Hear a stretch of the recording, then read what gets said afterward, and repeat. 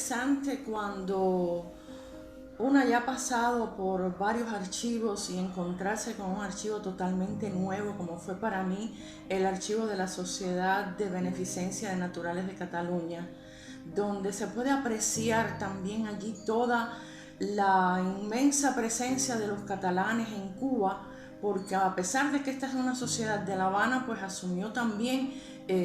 mucha vida de todos los catalanes, comerciantes, de la enseñanza, médicos, es decir, una gama muy variada de los catalanes que se establecieron en Cuba como tal.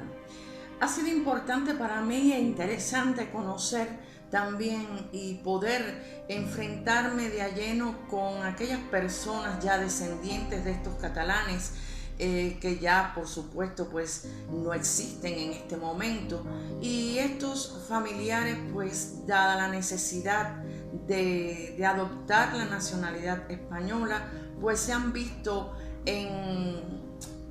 y valga que lo vuelva a repetir, en la necesidad de acudir a este archivo para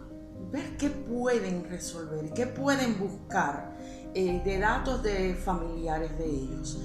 Así ha sido esencial para mí la búsqueda de estos datos con la facilidad que me ha permitido la digitalización de este trabajo de conjunto, pues que llevamos Archiveros Sin Fronteras. Aquellos también que fueron socorridos por la sociedad, y con esta digitalización se ha viabilizado el trabajo enormemente, yo diría que en un 90%, porque realmente es más fácil poder llegar a dar con el dato que requiere el familiar. Lamentablemente no siempre pues, podemos llegar a resultados positivos, pero sí es de una gran ayuda, porque mirar el rostro de aquella persona que está en contacto con aquel dato que usted le ofrece, gracias a esta, y repito, viabilidad que ha ofrecido el trabajo de digitalización, donde podemos llegar mucho más rápido, y ver su rostro de alegría,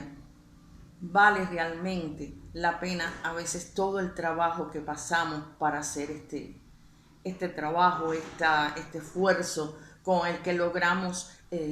satisfacer no solo nuestras necesidades históricas, sino también las necesidades de los familiares en Cuba. Doy las gracias a Archiveros Sin Fronteras.